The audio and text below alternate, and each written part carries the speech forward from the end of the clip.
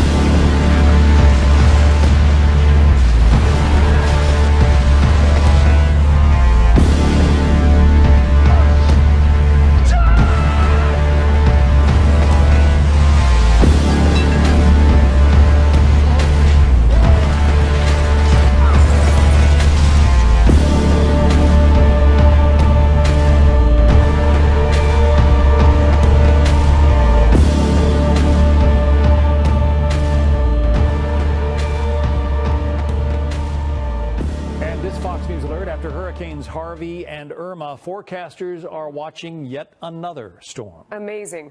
Hurricane Jose is moving across the Atlantic Ocean. Meteorologist Adam Klotz in the Fox Extreme Weather Center. What can we expect, Adam? Hey, guys, we're looking at a Category 1 hurricane at this point. It's sitting right there. That is where we're looking at right now. The motion expected to do a little loop out in the Atlantic and then turn and head back towards the U.S. You do see a final turn where perhaps it looks like it's turning away, and actually most of the models are agreeing with that turning away from the U.S., but anytime you get that close, we're going to be paying very close attention to it.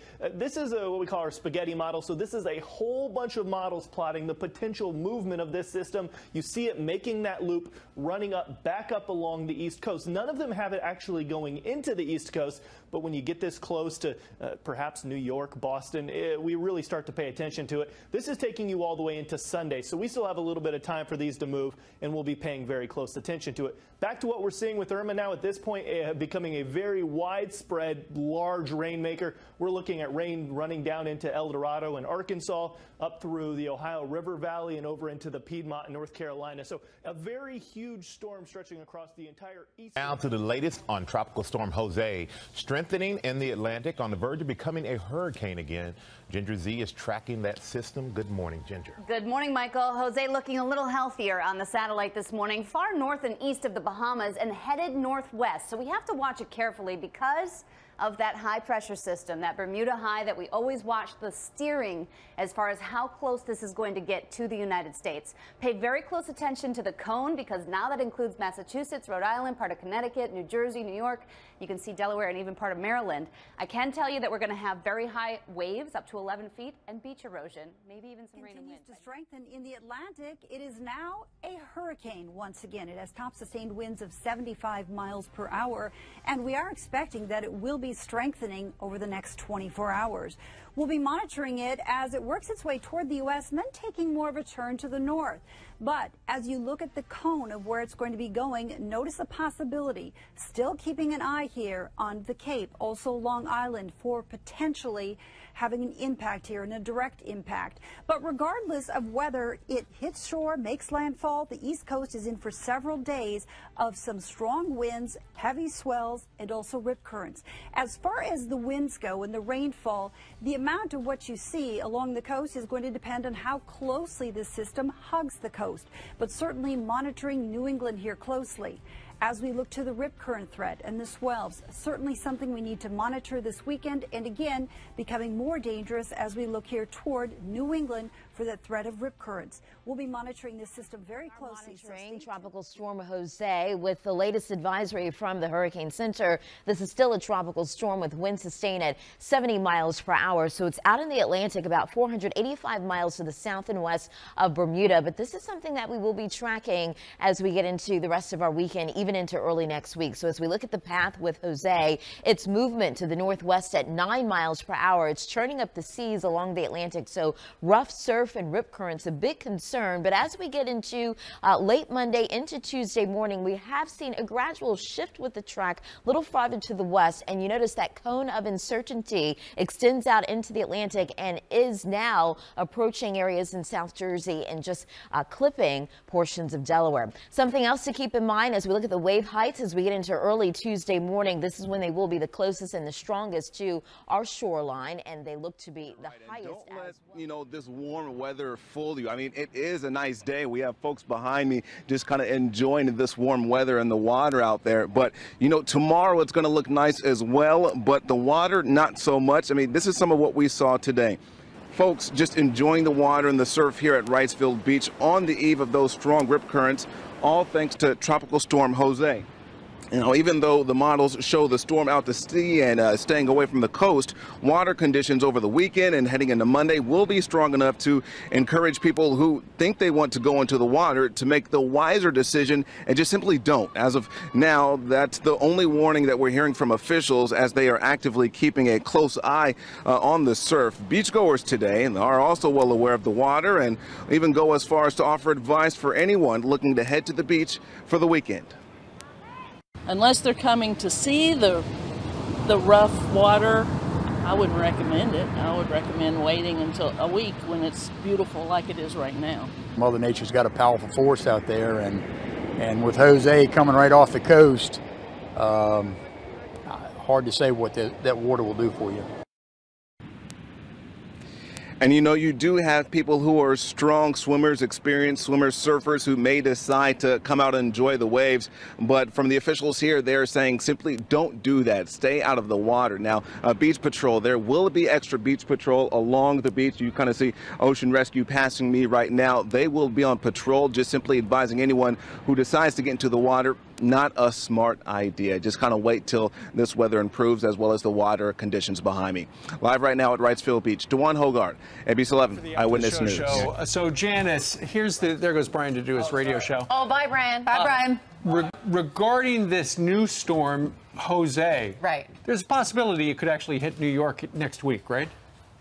That's one of the models. Don't scare the folks. That's one of the models, So we're watching these computer models very carefully, and over the last, I would say, several days, they have had different outcomes. There's Hurricane Jose. We're trying to get No Way Jose to trend on Twitter right now. Maybe the storm will listen. We're hoping that everyone along the East Coast blows really hard, like so that goes away from the East Coast. So listen, there's a lot of uncertainty, as you can see with that track, that cone of uncertainty. We're not quite sure where it's going to go. The Euro model, the European model, which has performed so well with Irma, it predicted Hurricane Sandy, by the way, is saying that it is going to miss the East Coast and miss Bermuda and become what we call a fish storm. We're hoping that that is the outcome. However, we still have to watch it. When would it land? When would it hit? Sometime next week, we think. Sometime next week. Here's what I was thinking last week when it looked like Hurricane Irma was going to strike either the East Coast or West Coast of Florida. It's still 2 days away. Why haven't we figured a way to do gigantic cloud seeding or something to build up high pressure to push it somewhere or to disperse it? Right. Are they working on that? I mean, I just don't think that you can. I don't think you can disrupt Mother Nature, because if you do that, someone else, it's going to be somebody else's problem. Do you know what I mean? Right. If you're trying to push it one way, it's going to. There are laws against that, aren't there? Listen, I just think it's never going to happen. We can try. You know, the best we can come up with is protect our homes. You know, they do cloud seeding. You know, I when do. there's a drought and stuff like that, they sprinkle the stuff through the clouds. Sometimes it actually works, sometimes it doesn't. Right, and I think that that's the case. Like sometimes maybe it would work, and how are we going to do it? It would just have to be gigantic because the storm was what, 500 miles across? Yeah, I mean things like that. I just think it's trouble if you try to disrupt. If you mess with Mother Nature, I mean it's. Yeah, but if 15 million people are between trying to disrupt and perhaps just pushing a Cat 5 hurricane. I mean, listen, I think that you would have to get a NASA scientist to come in and see if that's maybe a possibility. Maybe one of those things in like 100 years. Well, remember when we used to have these things called hurricanes? Now we figured out how we don't have them. The one thing I have always learned about covering these disaster stories, and they're awful, and they cause so much pain and anguish and heartache, is to see the communities that come together to help each other, to help their neighbors. We just had someone on from Samaritan's Purse come on, and all of these organizations that get people together to help one another is just so, it lifts your spirits. Yeah. You The know? silver lining. The silver lining, yeah, if we're going to talk weather. Yep, there you go.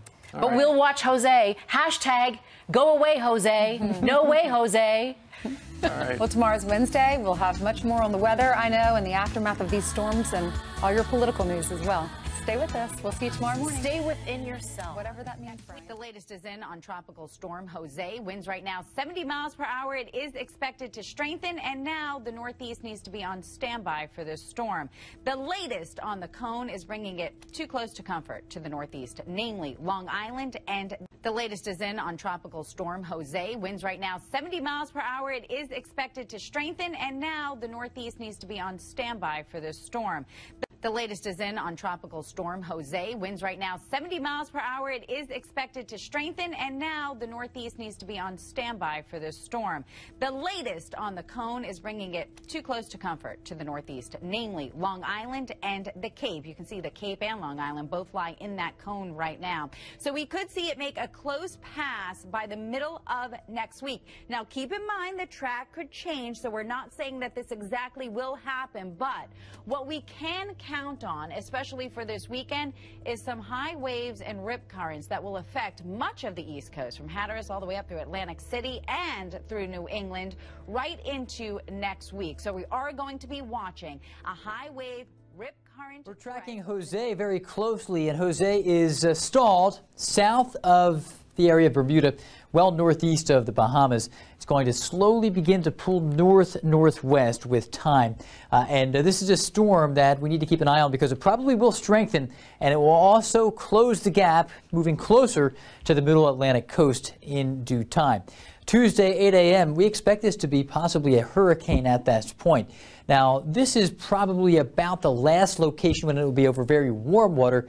After this time, as it draws a little closer to the south side of New England, there's a pocket of significantly cooler water that will lead to some weakening, or at least some kind of a transition from a tropical system to an extratropical system. What that means is the maximum sustained winds may reduce, but it may also lead to a larger footprint of strong winds as it gets closer to the south side of New England and possibly even New York City. So we need to keep a close eye on that. You can see wave heights are sizable tied to this storm, 10 to 20-foot waves, and some of those big waves will begin to radiate outward, first reaching the southeast coast and then eventually spreading northward into the middle Atlantic and eventually the northeast coast as well. Bermuda also facing some of those big waves as well. So this weekend, there are going to be some concerns of dangerous rip currents and large swells out there. We're concerned about that. Also, minor coastal flooding.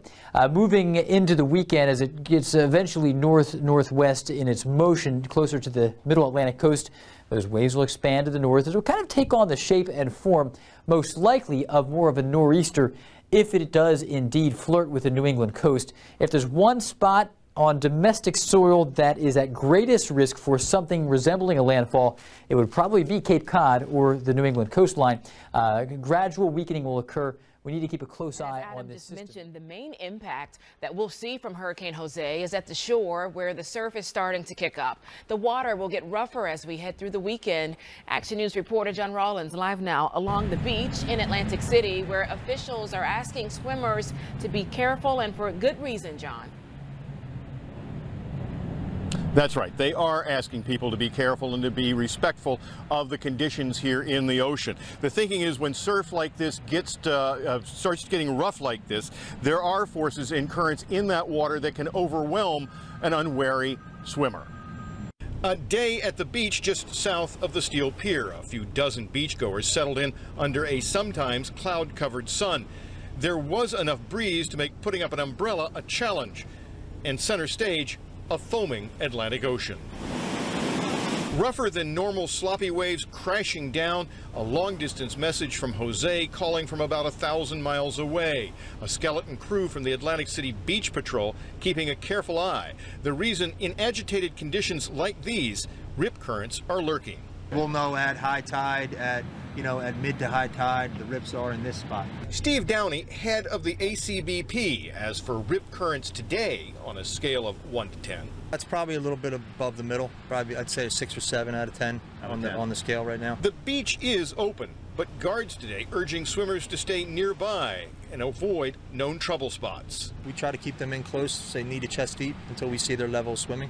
Most today did not venture deep into the water, an exception this man from Staten Island who plunged in, challenging the waves on this late summer afternoon. Water's good. Feel any undertow? Could you feel any sense of riptide? Yeah, you can feel it strong pushing you out way over there. It wants to push you around. Yeah. So, but you plunged into it. Yeah, the water temperature was nice, so. Well, he seemed to enjoy himself. You're looking at a live picture of the surf. It was described earlier today as mushy, meaning that the waves collapsed in on themselves for the most part. Not desirable for surfers at this point in time, but that is due to change, we're told, as Jose continues to influence the water here over the next several days. The expectation is that the surf will get much larger here, much more significant, and that by the weekend, which is supposed to be in the 80-degree range, they will have some wonderful waves here for the surfers, and this is supposed to be a very popular place, or expected to be a very popular place come Saturday and Sunday. Live in Atlantic City, John Rollins. Hi, folks. Just want to briefly interrupt our regularly scheduled programming right now to let you know that Jose has become a hurricane once again. Winds have increased to 75 miles per hour. It is moving toward the northwest at 10 miles per hour. So again, it is a hurricane once again. The track, this is fresh in from the National Hurricane Center, hot off the presses, takes it up into the Atlantic, just off the coast of the Outer Banks of North Carolina. And more importantly for us, this is pretty close to Nantucket. Now again, this is that cone of uncertainty that we talk about quite a bit. Really, anywhere inside this cone is where Jose could conceivably pass, but this looks like a pretty reasonable position given 5 days out. This, by the way, puts it just off of Nantucket Wednesday at about 2 o'clock in the afternoon. So it looks like at this point, Tuesday evening on into Tuesday night and much of Wednesday will go downhill very quickly, with the potential for some damaging winds down over the Cape and the islands especially. And if this track comes a little bit closer, we would include the Boston I-95 corridor and Providence as well. If it moves farther out to sea, however, the impacts, of course, would be a lot less. The timing, the exact track of the storm, crucial.